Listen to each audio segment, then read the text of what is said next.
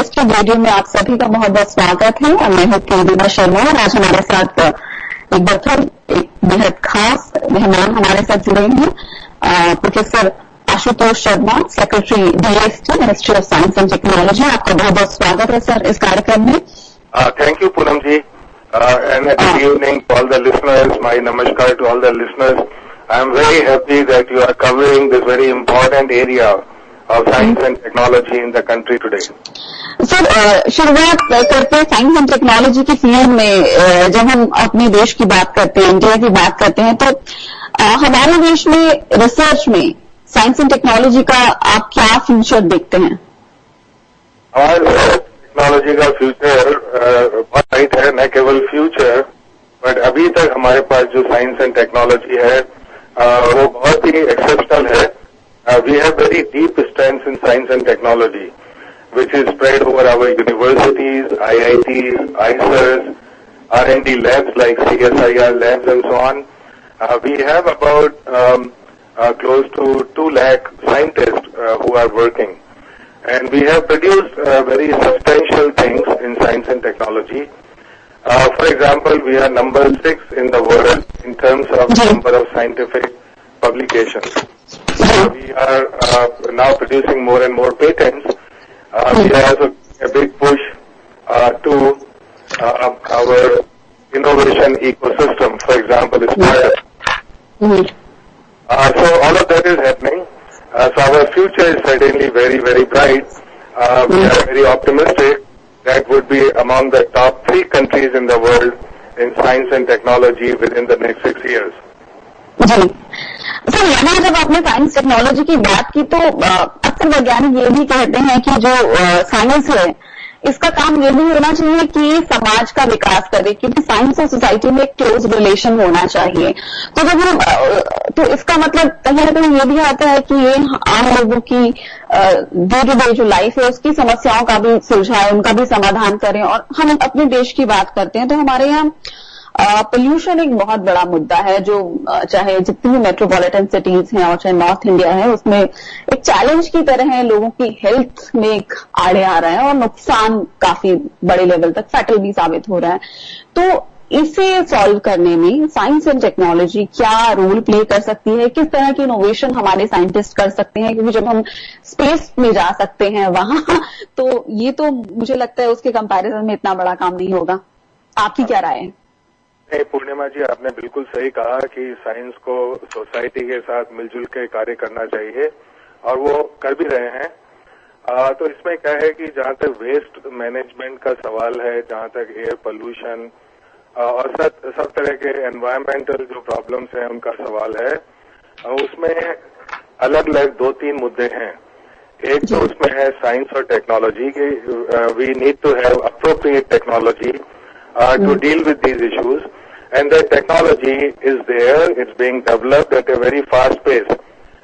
Department of Science and Technology itself has started several new programs for processing of waste, from waste to wealth, and we are focusing on 3 verticals, electronic waste, which is actually concentrated wealth. We are focusing on plastic waste, which we all know is a big problem, and we are focusing on biomedical and hospital waste. So these are some of the very toxic things that get into our environment. So one aspect is related to science and technology of dealing with this problem. The second dimension of the problem is related to policies, rules and regulations, laws, and their compliance. Right?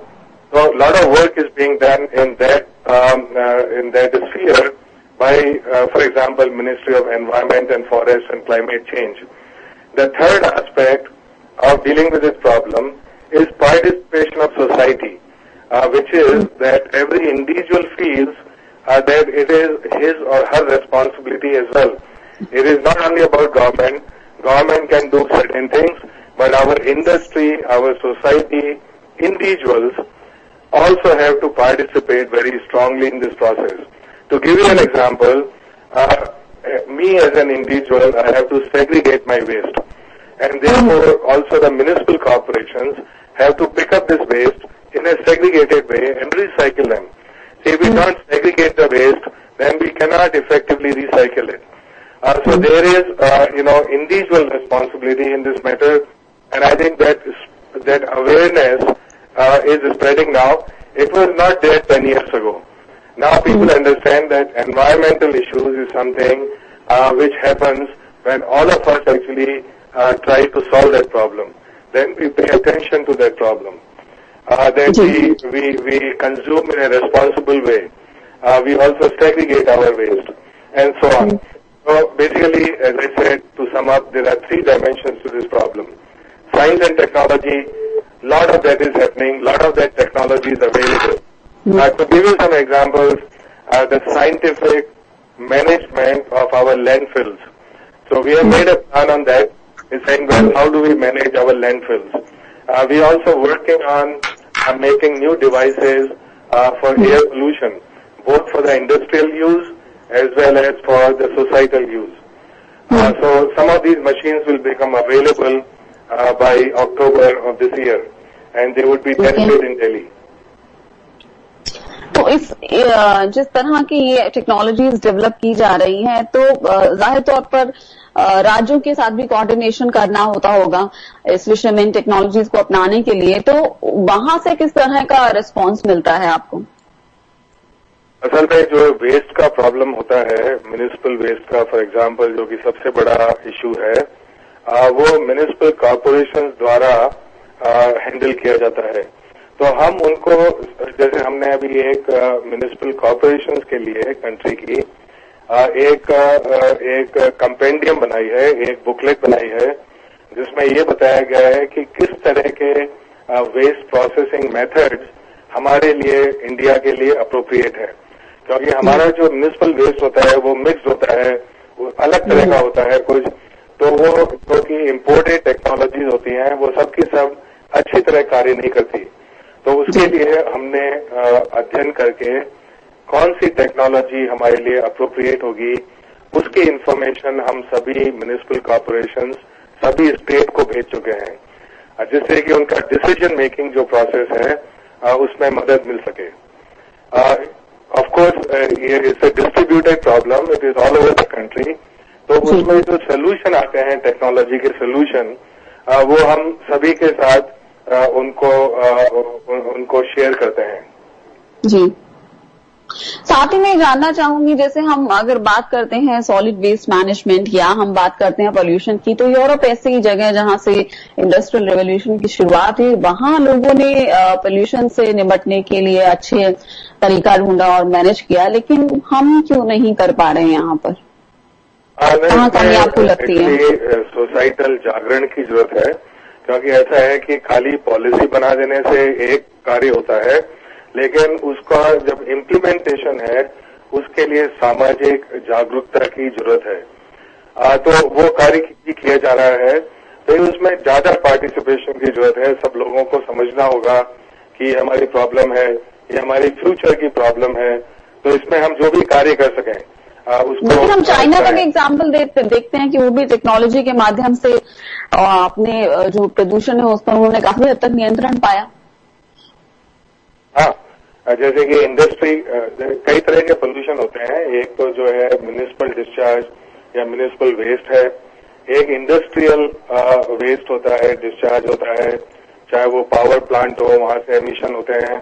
तो उन सभी के लिए policies बन चुकी हैं, उन सब के लिए टेक्नोलॉजी या तो अवेलेबल है या उसके ऊपर कार्य चल रहा है, जो कि निकट भविष्य में हो जाएगी अवेलेबल।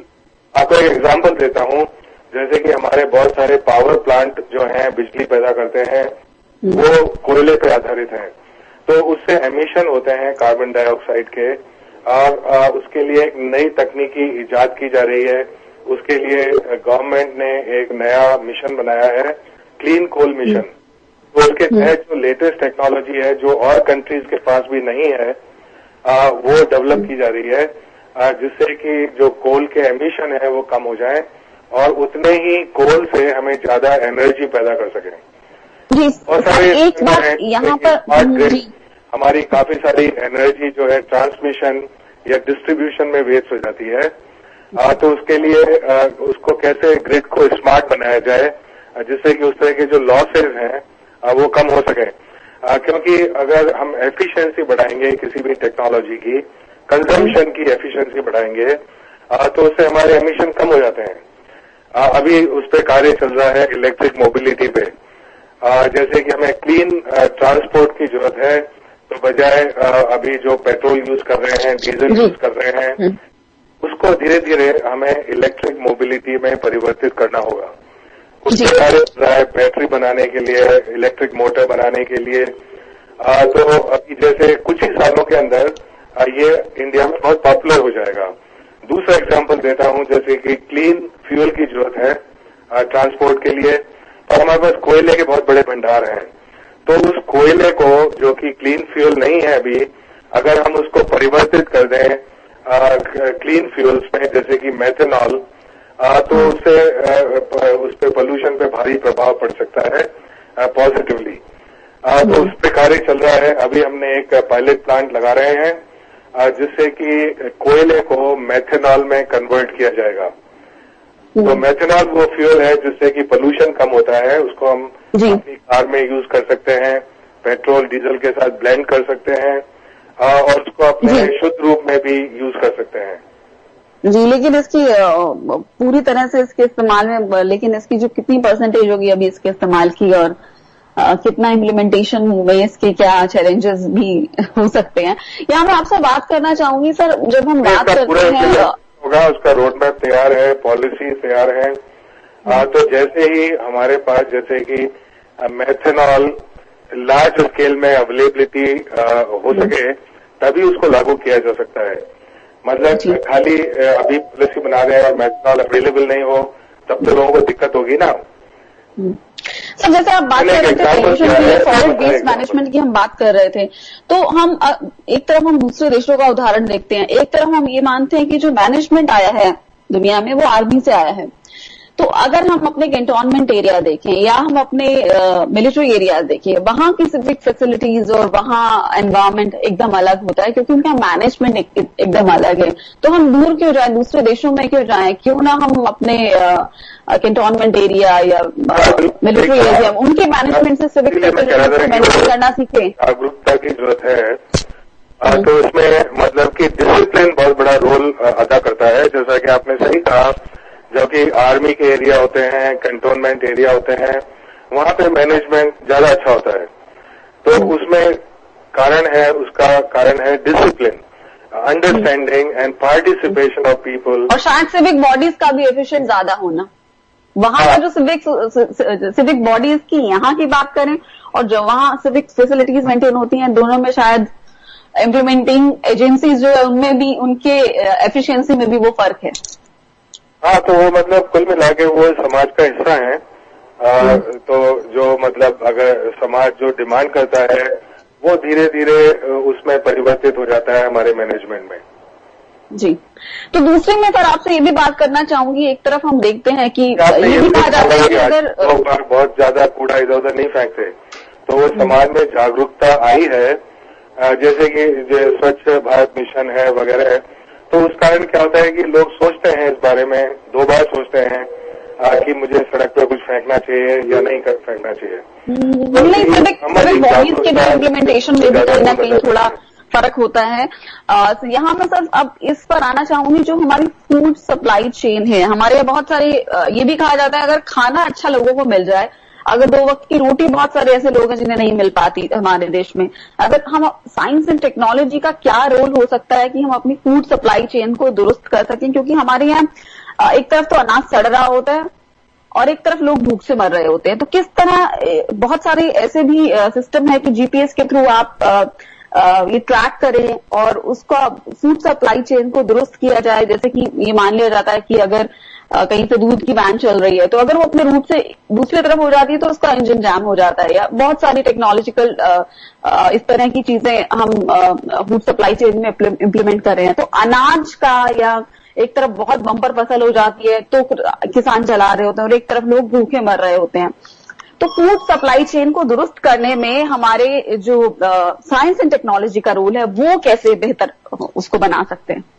नहीं, आपने सही कहा, उसमें साइंस और टेक्नोलॉजी का रोल इतना अहम नहीं है जितना और चीजों का है। फिर भी साइंस और टेक्नोलॉजी का एक रोल तो ये है कि फर्स्ट ऑफ ऑल इस तरह के फूड आइटम्स बनाए जैसे फल हैं, अनाज हैं, जिनकी शेल्फ लाइफ ज्यादा हो। तो उसमें जैसे कि नई प्रजाति विकसित करते हैं जिसकी जो कि बहुत जल्दी खराब ना हो। दूसरा चीज जो आपने सही कहा कि ये जो कोल्ड चेन है वो नहीं होने के कारण कई बार हमारा फूड स्टफ खराब हो जाता है। अच्छा, उसमें क्योंकि हर जगह तो ये कोल्ड स्टोरेज की बड़ी फैसिलिटी अवेलेबल नहीं होती है गांव के अंदर, उसके लिए हमें छोटे छोटे कोल्ड स्टोरेज के टाइप की चीज की जरूरत है, कोल्ड चेन की जरूरत है। उसके लिए नए प्रयोग किए जा रहे हैं, जैसे कि एक बनाया गया है मटेरियल जो कि बहुत देर तक इसको कोल्ड रखता है, चीजों को, फूड स्टफ को, जो कि इनएक्सपेंसिव हो। It can be used on community level on a smaller scale. We have also made technologies available in some villages for demonstration. One near Jodhpur, where it was a barren land. There is no water available there. There was nothing available. There is no electricity available.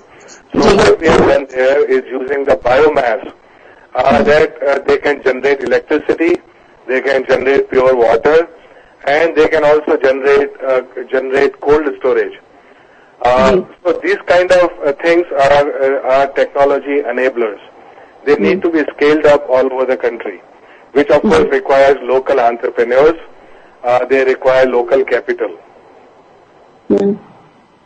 इसके अलावा sir ये देखा जाता है कि जैसे pollution की हम बात करें तो किसान है वो स्टबल बर्न करते हैं और उस वजह से बहुत पोल्यूशन होता है। लेकिन दूसरे देशों में देखें तो वो है कि स्टैक्स बना लेते हैं और उसको फिर बाद में ड्राई है को खली में मिला के पशुओं को खिलाने में यूज करते हैं। तो एक सिस्टम तैयार है, एक सिस्टम बना हुआ है। और यहाँ हमारे यहाँ ये खबरें आती है कि किसानों ने स्टबल जला दिया, पोल्यूशन आ रहा है दिल्ली में या और शहरों में या आसपास के इलाकों में खूब पोल्यूशन के हम अगर देखें मैप में तो दिखाई देता है कि इतने लेवल का पोल्यूशन बढ़ गया इस इलाके में और इस इलाके में और देश भर में। तो उस समस्या को से कैसे निजात पाया जा सकता है? साइंस और टेक्नोलॉजी उस एरिया में कैसे काम कर सकती है, किस तरह से चीजों को ऑर्गेनाइज कर सकती है, किस तरह किसानों को मोटिवेट कर सकती है? We have woken up to this problem only in last couple of years as a nation. There are also differences between the crops abroad and here. Typically, the time between the two crops that we have here is only couple of weeks. So within those 2 weeks, farmers have to take care of the old crop, somehow make use of it. And the easiest way that they find is actually to burn it. This is also because of lack of understanding. They think that this improves the fertility of soil, which is actually not the case. So anyway, one needs a technology solution, but also one needs social acceptance, and both of this is happening. Now this is partly happens because technologies like Happy Seeder are available. So instead of burning them, you can actually put them back in the soil, which also enriches the soil, and you need less fertilizer. At the same time, government is giving subsidy of 80% on Happy Seeders. So this becomes a viable local business. उसमें जो अपने गांव के local entrepreneurs हैं वो एक machine ला सकते हैं, उसको किराए पे दे सकते हैं, खुद भी उसको चार्ज करके वो सर्विस सप्लाई कर सकते हैं। ये सब हो रहा है। तो इस बार आप उसका परिणाम देखेंगे। मतलब का सीजन आएगा उसमें क्रॉप बर्निंग इतनी नहीं होगी, कम होती जाएगी जितना की पहले थी, क्योंकि टेक्नोलॉजी सोल्यूशन अवेलेबल हो गए हैं। उसके अलावा उन पे सफिशिएंट सब्सिडी भी है जिससे कि फार्मर्स उसके लिए अट्रैक्टिव हो। उसके अलावा इंफॉर्मेशन बहुत जरूरी है, फार्मर्स को बताना कि इसके क्या क्या फायदे हैं, क्योंकि लॉ तो बनाया जा सकता है लेकिन उसकी एक्सेप्टेंस भी होनी चाहिए। वो एक्सेप्टेंस तभी आएगी जब फार्मर्स उसकी वैल्यू देखते हैं।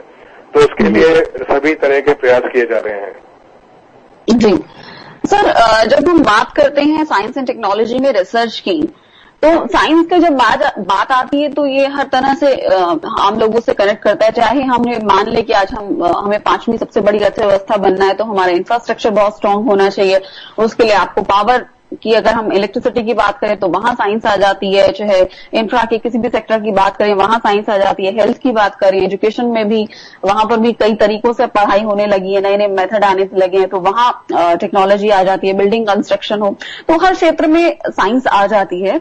लेकिन भारत में आपको क्या लगता है, दूसरे देशों में जितना फोकस किया जाता है, चाहे बजट की बात हो, चाहे पॉलिसी लेवल की बात हो, तो दूसरे देशों के मुकाबले हमारे यहाँ क्या सफिशिएंट फोकस है इन टर्म्स ऑफ बजट और पॉलिसी लेवल पर भी, कि जिससे हम अगर हम 5वीं बड़ी अर्थव्यवस्था बनने की ओर देख रहे हैं तो? नहीं, निस्संदेह साइंस पे फोकस है और बढ़ता भी जा रहा है। जैसा मैं बताऊं, पिछले 4 सालों में department of science and technology का बजट डबल हो गया है, वो उसके पहले कभी नहीं हुआ। उसके साथ ही हम नई नई स्कीम भी लॉन्च कर रहे हैं। तो जैसे ऐसा है कि न केवल आज की साइंस एंड टेक्नोलॉजी, लेकिन हमारे लिए फ्यूचर में भी क्या चैलेंजेस होंगे, उनके लिए हमें अभी से ध्यान देना होगा। फॉर एग्जाम्पल, हो सकता है कि हमने 25, 30, 40 साल पहले इन चीजों पर बहुत ध्यान नहीं दिया। इसके कारण अभी हम कुछ क्षेत्रों में उतने कॉम्पिटिटिव नहीं हो पाए। फॉर एग्जाम्पल, इलेक्ट्रॉनिक्स मैन्युफैक्चरिंग, तो जब वो पूरे दुनिया में उसके प्रति जागरूकता आ रही थी, उस वक्त अगर हमने ध्यान दिया होता तो हम कॉम्पिटिटिव रह पाते हैं फ्यूचर में। तो इसी तरह से अभी फॉर एग्जाम्पल जो फ्यूचर में चैलेंजेस आएंगे, वो चैलेंजेस हैं artificial intelligence, machine learning, internet of things, fast communication, fast computing, ये सब हमारे चैलेंजेस हैं। उसके लिए हमें नई स्किल्स की जरूरत होगी, नई टेक्नोलॉजी की जरूरत होगी। We have to remain competitive globally. तो अभी जैसे कि हमने 3 साल पहले गवर्नमेंट ने एक नया मिशन लॉन्च किया था, super computing mission.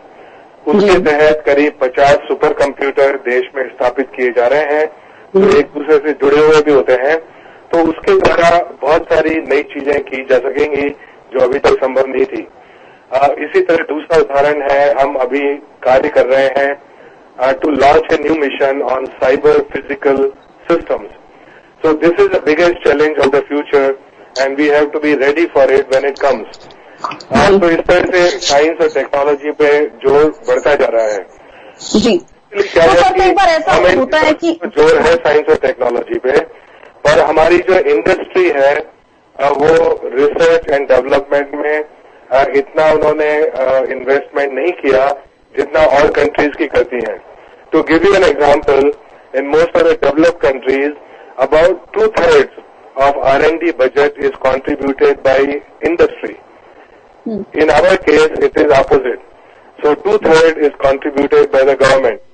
So essentially, our industries have to understand that to remain globally competitive, they have to welcome R&D. Right? So इसके लिए इंडस्ट्री और अकादमिया में भी अच्छा और रिसर्च में अच्छा तालमेल होना चाहिए। हाँ? इसके लिए जो इंडस्ट्री है और अकादमिया रिसर्च में भी अच्छा तालमेल होना चाहिए, अच्छा बैलेंस होना चाहिए, अच्छा कोऑर्डिनेशन होना चाहिए। और हूँ कि वो तालमेल एक्चुअली इंडस्ट्री की साइड से ज्यादा जरूरी है, उसके लिए भी हम कार्य कर रहे हैं। फॉर एग्जाम्पल, हमने नए प्रोजेक्ट चालू किए हैं जिसमें अगर इंडस्ट्री एक्स पैसा लगाती है तो हम उसे मैच करते हैं। तो कोई भी अपनी प्रॉब्लम वो लेके IIT में जाए, कोई भी अपनी प्रॉब्लम लेके R&D लैब्स में जाए, is very welcome. In fact, if they put in any amount of money, we will match it. So this is the new policy. So we want to attract more R&D investment and more connectivity between industry and academia or government labs and so on. If they work together to solve problems, I am very, very sure that sky is the limit. And it is happening more and more because of these new interventions. We have also opened technology research centers in 5 institutions. What they need to do is take the basic knowledge in science and then convert it to technology. There is also one of our agencies is called Technology Development Board. Their mandate is to support commercialization of indigenous technology. तो आपने यहाँ पे कोई भी technology develop की है तो कोई भी कंपनी वहाँ पे आके अप्लाई कर सकती है तो उनको फॉर एग्जांपल सॉफ्ट लोन मिलता है। तो ये बहुत सारी सक्सेस स्टोरीज हैं जो कंपनी अपनी इंडिया की टेक्नोलॉजी लेके आगे बढ़ी है। जी, तो सर जब हम इंडस्ट्री और इसके अलावा रिसर्च में है, वो चीज ये है कि जो कार्य एकेडेमिया में होता है वो डायरेक्टली इंडस्ट्री में बहुत कम जाता है। उसके लिए एक बफर लेयर की जरूरत होती है बीच में, जिसको हम स्टार्टअप कहते हैं। तो ये कॉन्सेप्ट ऑफ स्टार्टअप पहले बहुत डेवलप नहीं था हमारे नेशन में।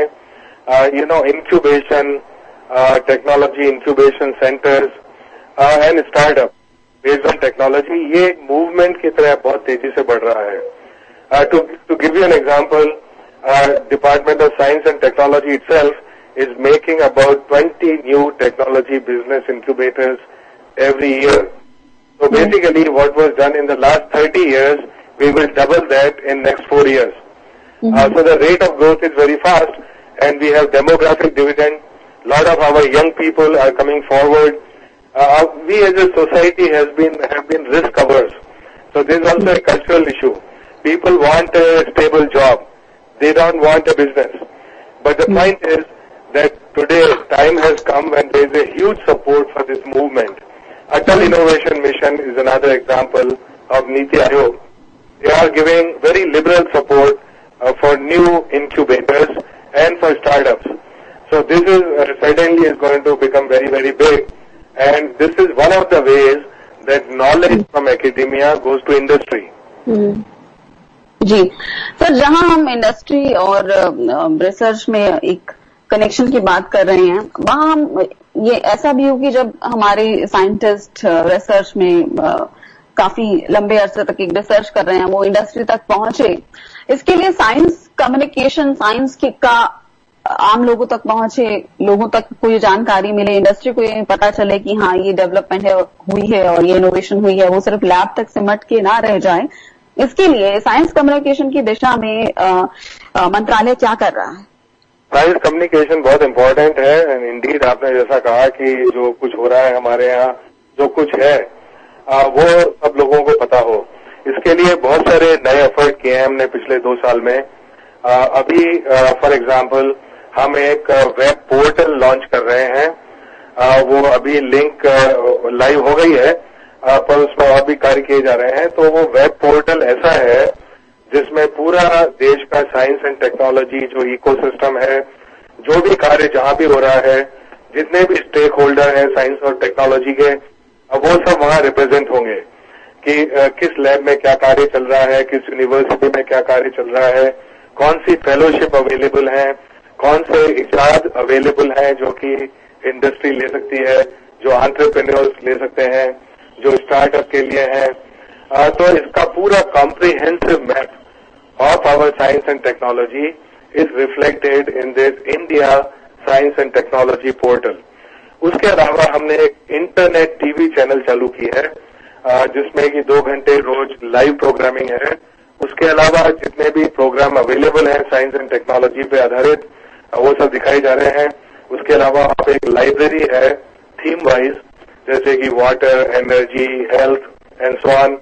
तो ये अभी लॉन्च हो चुकी है। सभी से मेरा अनुरोध है कि उसे देखें, हमें सजेशंस करें उस बारे में। उसके अलावा एक नेशनल डीडी चैनल पे भी साइंस और टेक्नोलॉजी का प्रोग्राम अगले महीने से शुरू करने जा रहे हैं, रोज 1.5 घंटे के लिए। फिर 1 या 2 साल के अंदर पूरा एक टीवी चैनल होगा जो साइंस और टेक्नोलॉजी को डेडिकेटेड हो। इसके अलावा हमने जितने भी पीएचडी स्टूडेंट्स हैं उनके लिए हमने ये अनिवार्य कर दिया है कि वो अपनी रिसर्च पे आधारित एक पॉपुलर साइंस स्टोरी लिखें। तो अब आप देखेंगे कि हमारे जितने न्यूज़पेपर्स वगैरह हैं उनमें जो साइंस स्टोरी आती हैं वो अब्रॉड से आती हैं। तो जो वहाँ की जो सिंडिकेटेड स्टोरीज हैं वो यहाँ छपती हैं, लेकिन हमारे यहाँ जो कार्य हो रहा है साइंस में वो उतना ही अच्छा है जो स्टोरीज आप बाहर से पढ़ते हैं। तो उसके लिए हमने ये सभी के लिए अनिवार्य किया है कि वो एक स्टोरी पॉपुलर साइंस की अपने रिसर्च पे बेस्ड हो, वो लिखें। ये अनिवार्य है। तो हम जिनको भी सपोर्ट करते हैं, जितने पीएचडी स्टूडेंट सपोर्ट करते हैं, पोस्ट डॉक सपोर्ट करते हैं, प्रोजेक्ट सपोर्ट करते हैं, वो सब ये स्टोरी लिखेंगे तो कई हजार स्टोरी हमारे यहाँ जो साइंस का कार्य हो रहा है उसकी उभर कर आएंगी। उसमें कई सारे शॉर्ट प्राइज भी हैं, तो ये स्टोरी मैगजीन्स में पब्लिश होंगी, न्यूज़पेपर में होंगी, ब्लॉग्स होंगी, सोशल मीडिया में होंगी। इस तरह से ये इंफॉर्मेशन सब तरफ जा पाएगी। सर, इसके अलावा अब मैं विमेन साइंटिस्ट पर आना चाहूंगी। महिलाएं जो है रिसर्च के क्षेत्र में या इंजीनियरिंग के क्षेत्र में या जो साइंटिस्ट हैं उनकी जो संख्या है वो उतनी नहीं है। तो क्या किस तरह से कोशिश की जा सकती है कि विमेन साइंटिस्ट या विमेन जो है रिसर्च के क्षेत्र में उनकी संख्या, उनका परसेंटेज बढ़ाया जाए? इस दिशा में किस तरह से कार्य किया जा सकता है? हाँ, ये देखिए ऐसा है पूर्णिमा जी, ये समस्या बहुत गहन है और इसमें पिछले 3 साल से मैं सोच के बहुत सारे कार्य कर रहे हैं। मैं बताता हूँ आपको, उदाहरण के तौर पे स्कीम चालू की है। 3 तरह की स्कीम है विमेन साइंटिस्ट के लिए। एक तो ये है कि जो विमेन साइंटिस्ट हैं जिनको कहीं जॉब है लेकिन उनको कई बार किसी दूसरी जगह जाके सेटल होना पड़ता है फैमिली के कारण से या किसी और कारण से, तो उनके कैरियर में ब्रेक आ जाता है क्योंकि उनको कहीं और जाना है तो नई जॉब ढूंढनी पड़ेगी। जब तक नई जॉब मिलेगी तब तक हो सकता है कि उनकी मतलब उनको 1 साल, 2 साल, 3 साल घर बैठना पड़े, तो फिर उनके कैरियर में ब्रेक आ जाता है। तो उसको करने के लिए हमने एक स्कीम लॉन्च की है कि ये up to 3 years these women scientists are supported because they have moved to a new place. So they get a fellowship, but more importantly, they get a place to continue their research and they get actually support for that research. तो इससे ये होता है कि career में break नहीं आ पाता, आप कंटिन्यू करते हैं जो आप कर रहे थे जब तक कि आपको नई परमानेंट जॉब नहीं मिल जाती। दूसरी स्कीम ये चालू की थी कि lot of women scientist they don't want to do research but they want to use their science training and education for societal good and societal applications. तो उसमें भी ये फेलोशिप दी जाती है, जैसे कि आप हेल्थ के क्षेत्र में कार्य कर सकते हैं, गांव में जाके कार्य कर सकते हैं, वाटर के क्षेत्र में कार्य कर सकते हैं, साइंस एजुकेशन के क्षेत्र में कार्य कर सकते हैं। तो इससे जो विमेन साइंटिस्ट है they use their skills and their education and their training for working with the society. तीसरी स्कीम जो हमने लॉन्च की है वो है कि lot of women scientists, their science background, they can be trained for intellectual property management, which has become a very big area in India now.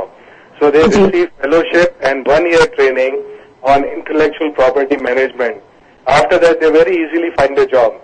In fact, 10% of the total workforce of intellectual property management in the country is contributed by this program. So 10% of these, intellectual property managers, they have been trained under this program who are women scientists. उसके अलावा एक दूसरी चीज है, अगर आप देखेंगे analysis करेंगे इस प्रॉब्लम की, देखिए बहुत सारी विमेन साइंटिस्ट लीडरशिप पोजीशंस में नहीं है। उसके अलावा जो हमारे टॉप इंस्टीट्यूट्स हैं साइंस और टेक्नोलॉजी के, वहां भी उनकी संख्या बहुत कम है, जैसे कि आईआईटीज में। तो आईआईटीज में अभी करीब गर्ल्स विमेन की संख्या करीब 10% है। जब मैं बीटेक कर रहा था आईआईटी में लेट 70s में, तब भी संख्या इतनी ही थी करीब। तो इससे ये सिद्ध हुआ है कि इतने डेकेड के बाद भी उसमें बहुत इम्प्रूवमेंट नहीं आया है। तो उसके लिए हमने एक नई स्कीम चालू की है जिसको हम बोलते हैं विज्ञान ज्योति। तो इसमें क्या है कि कई गर्ल्स जो होती हैं हाई स्कूल में बहुत अच्छा कार्य कर रही हैं, अच्छे नंबर ला रही हैं, लेकिन उनको ट्रेनिंग उतनी नहीं मिल पाती क्योंकि पेरेंट्स उनको दूर नहीं भेजते ट्रेनिंग वगैरह के लिए। उसके अलावा वो सोचते हैं कि इंजीनियरिंग वगैरह विमेन के लिए नहीं है। तो इससे there is a cultural dimension, there is a monetary dimension and there is also a training dimension. तो हमने ये साइंस कैंप चालू किए हैं हमारी जो भी बहुत अच्छी हाई स्कूल में है बालिकाएं उनके लिए। इस साल हमने 15 इस तरह के कैंप लगाए थे आईआईटीज में और अगले साल से हम हर डिस्ट्रिक्ट में लगाएंगे। तो उनको जो सेलेक्टेड होंगी, जो अपने बोर्ड में टॉप कुछ परसेंटेज में हैं, हम करीब 50,000 हाई स्कूल गर्ल्स का सिलेक्शन करेंगे और ये 50,000 जो है वो इन साइंस कैंप्स के अंदर ट्रेन होंगी। उनके cultural dimensions also will be addressed. तो जैसे कि विमेन एंटरप्रेन्योर्स हैं, सक्सेसफुल हैं, विमेन साइंटिस्ट हैं, उन सबको वहां बुलाया जाएगा उनसे इंटरेक्ट करने के लिए, सिर्फ बता सकें कि वो भी इतना अच्छा कार्य कर सकती हैं। There is no bar on women actually excelling in science and technology. उनको फेलोशिप भी प्रदान की जाएगी 5,000 रुपया महीने की। तो we take care of all the dimensions, the financial dimension, the cultural dimension and the training which is required. So I am very sure that after a few years of this program, the proportion of girls in the top technology schools in the country, which is now 10%, will go up to 35%. So if we produce these very bright girls from the top schools, then down the road in the future, they will also occupy leadership positions. So they will produce more role models. What we need is actually more role models, more cultural transformation in our society. जी, तो चलते चलते sir आपसे जान लेते हैं कि जब से आपने ये पदभार संभाला है उसके बाद किस तरह के परिवर्तन आए हैं आपके डिपार्टमेंट में और आगे क्या प्लानिंग है? तो कुछ परिवर्तन तो मैंने आपको जैसे अभी हम जो डिस्कशन कर रहे थे उसमें बताए थे। हमारा ये देखिए ऐसा है कि जो बेसिक साइंस है, जो फंडामेंटल साइंस है, उसमें हम क्वालिटी को एनहांस कर रहे हैं। मतलब अभी देखिए कि बहुत सारे पेपर पब्लिश हो रहे हैं और बहुत अच्छी जगह हो रहे हैं, उसमें डिस्कवरी बहुत अच्छी है, तो उसको और बढ़ाना है। तो उसके लिए हम प्रयत्न कर रहे हैं कि जो हमारी बेसिक साइंसेज हैं उसमें बड़ी बड़ी डिस्कवरी हो सके।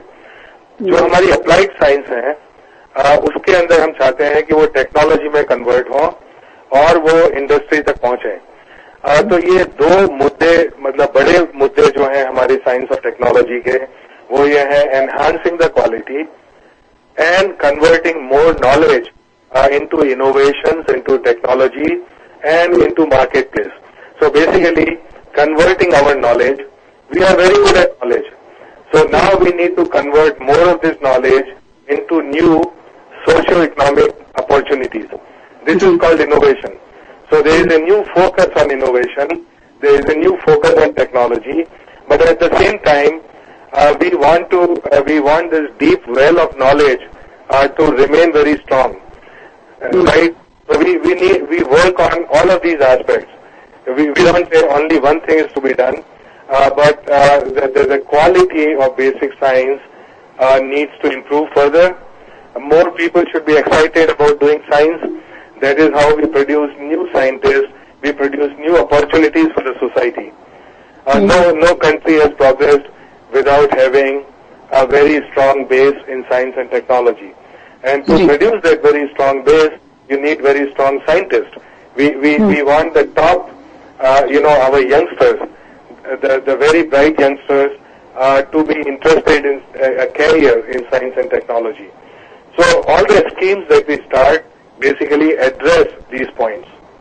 जी, बहुत बहुत शुक्रिया professor Ashutosh Sharma ji, secretary DST, ministry of science and technology, हमसे बात करने के लिए। कई अहम विषयों पर आपसे चर्चा हुई। आपने साइंस कम्युनिकेशन पे बात की, किस तरह से महिलाओं को साइंस और टेक्नोलॉजी और रिसर्च के क्षेत्र में ज्यादा से ज्यादा महिलाएं साइंटिस्ट बने, इस दिशा में किस तरह से प्रयास हो सकते हैं, किस तरह से इनोवेशन से उनका कमर्शलाइजेशन हो सकता है, क्या उस दिशा में चैलेंजेस हैं और किस तरह से जो समाज है उसकी जो समस्या है उन्हें सुलझाने में साइंस किस तरह से योगदान दे, इन सब विषयों पर बात करने के लिए बहुत बहुत शुक्रिया। पूर्णिमा जी, बहुत बहुत शुक्रिया आपका भी और सभी श्रोताओं का बहुत बहुत धन्यवाद। धन्यवाद।